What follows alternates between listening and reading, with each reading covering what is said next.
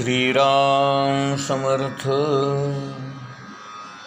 गोपाल कृष्ण भगवान की जय. मनुष्याने कितीही ऐहिक लौकिक समृद्धी प्राप्त केली किंवा भौतिक सुखाची साधने मिळवली तरी तो सुखी होत नाही. हे जेव्हा त्याच्या लक्षात येतं त्यावेळेला तो या बाह्य विषयांपासून परावृत्त होऊन निवृत्त होऊन चिरंतन असणाऱ्या सुखाचा शोध घ्यायला सुरुवात करतो. हा त्याचा शोध म्हणजे दुःखाची निवृत्ती आणि आनंदाची प्राप्ती होय. हे करण्यातच त्याचं आत्मकल्याण आहे, जीवनाचा परमपुरुषार्थ आहे आणि यालाच निःश्रेयस मार्ग असं म्हणतात. थोडक्यात काय तर निःश्रेयस मार्ग म्हणजे मोक्षप्राप्तीचं साधन. आता हे साधन प्रवृत्ती मार्गाकडे नेणारं कर्म करणे हे नसून निवृत्ती मार्गाकडे नेणारं सर्व कर्म संन्यास हेच आहे. आणि म्हणून कर्म करून प्रवृत्तीपर व्हायचं का कर्म संन्यास घेऊन निवृत्तीपर व्हायचं असे दोन पर्याय आपल्यासमोर उभे असतात. यालाच कर्ममार्ग आणि ज्ञानमार्ग असं म्हटलेलं आहे. गीतेमध्ये याच दोन मार्गांचं प्रतिपादन भगवान श्री गोपालकृष्ण करतात. अन्य कोणताही मार्ग नाही. गीतेमध्ये 3ऱ्या अध्यायातल्या 3ऱ्या श्लोकामध्ये भगवान म्हणतायत, लोकेस्मिन् द्विविधा निष्ठा पुरा प्रोक्ता मया नघ ज्ञानयोगेन सांख्यानां कर्मयोगेन योगिनां. म्हणजे भगवान श्री गोपालकृष्ण अर्जुनाला म्हणतायत, अर्जुना, विवेकी असणाऱ्या जिज्ञासू साधकांसाठी ज्ञानमार्ग आहे आणि योग्यांच्यासाठी निष्काम कर्ममार्ग आहे. अशा दोन प्रकारच्या निष्ठा मी तुला पूर्वीच सांगितलेल्या आहेत आणि हेच दोन मार्ग वेद प्रतिपादित आहेत आणि गीतेमध्ये सुद्धा हेच दोन मार्ग भगवंत स्पष्ट करतात. म्हणून गीता हा स्मृती ग्रंथ असून सुद्धा मोक्षशास्त्र आहे. वेदांत शास्त्रामध्ये असणारा अनुबंध चतुष्टय आणि गीतेचा अनुबंध चतुष्टय एकच आहे. चतुष्टय याचा अर्थ 4 गोष्टी. अनुबंध चतुष्टय कुणाला म्हणतात तर अधिकारी कोण आहे, त्या ग्रंथाचा विषय काय आहे, त्याचा संबंध काय आहे आणि त्याचं प्रयोजन काय आहे, म्हणजे फळ काय. आता वेदांत शास्त्राचा अधिकारी कोण तर शास्त्रकार असं सांगतात की विवेक वैराग्य शम दम आदी षटक संपत्ती आणि मुमुक्षुत्व यांनी युक्त असलेला साधक, साधन चतुष्ट संपन्न असलेला साधक हाच मोक्षाचा अधिकारी होतो. आणि म्हणून हे सांगणारं वेदांमधलं तत्व म्हणजे अथातो ब्रह्म जिज्ञासा या सूत्रातून हे व्यक्त केलेलं असतं. विषय काय आहे, जीव ब्रह्म ऐक्य ज्ञान हा वेदांत शास्त्राचा विषय आहे. सगळ्या वेदांतांनी ब्रह्मसत्य आणि जगन्मिथ्या असं म्हटलेलं आहे. जीवो ब्रह्मैव नापराहा, यामध्ये सुद्धा आचार्य याच गोष्टी आणि हाच विषय प्रतिपादित करतात. आता हे संबंध कशाचा? जीव ब्रह्म ऐक्य याचा बोध करून देणारी अनेक उपनिषद वाक्ये आहेत.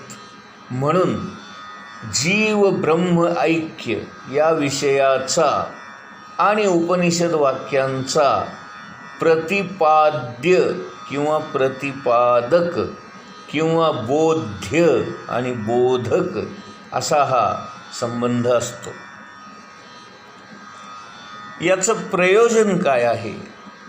तर जीव ब्रह्म ऐक्य या प्रमेयाविषयी सर्वांना जे अज्ञान आहे ते नाहीसं करून अज्ञानजन्य असणारी ही जन्ममरणरूपी परंपरा नष्ट करणे आणि स्वस्वरूपाच्या आनंद सागरामध्ये स्थिर राहणं हेच याचं प्रयोजन आहे.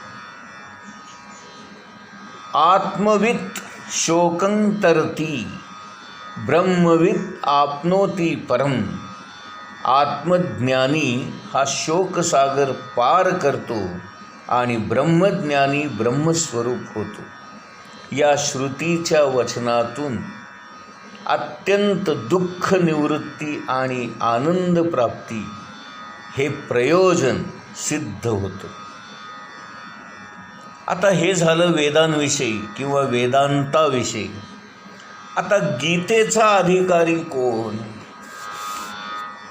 तर भगवान श्रीकृष्ण स्पष्ट करतात की गीतेचा अधिकारी होण्यासाठी आपल्याला अर्जुन व्हावं लागेल. म्हणजे काय?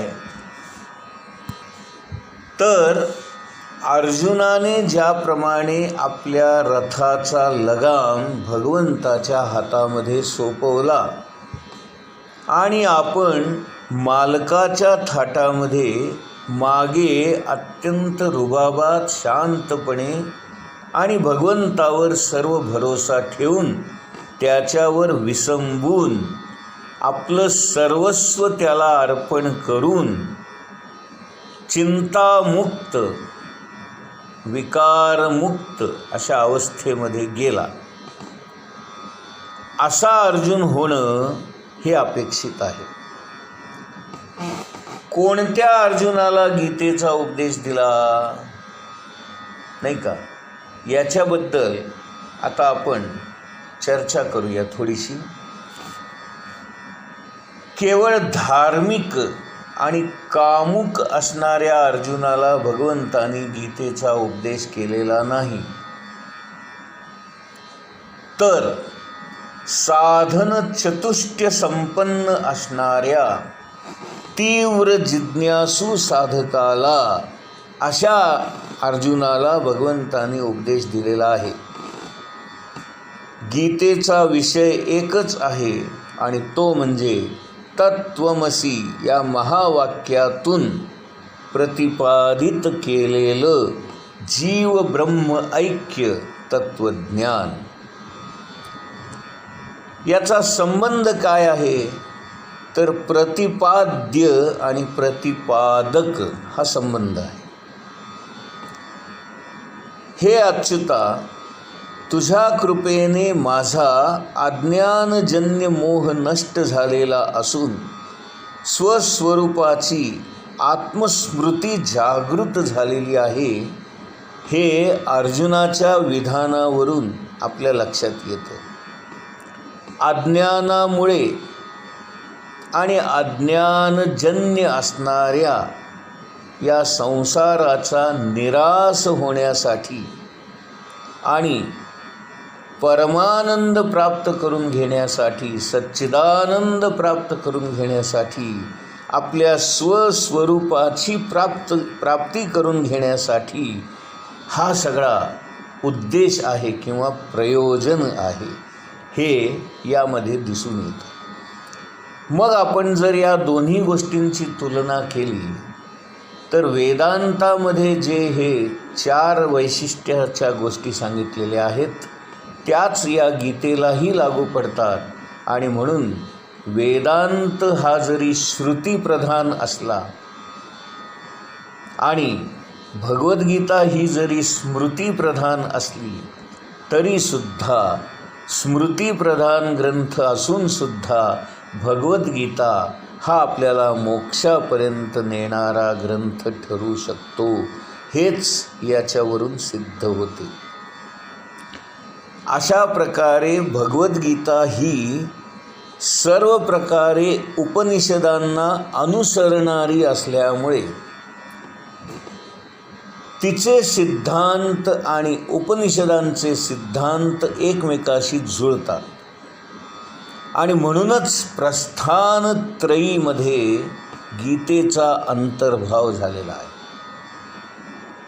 आता तुम्ही एकदम गोंधळून गेला असाल, मध्येच हा प्रस्थानत्रयी शब्द का आला? तर प्रस्थानत्रयी म्हणजे प्रस्थान म्हणजे जाणे, कुठं जायचं आपल्याला?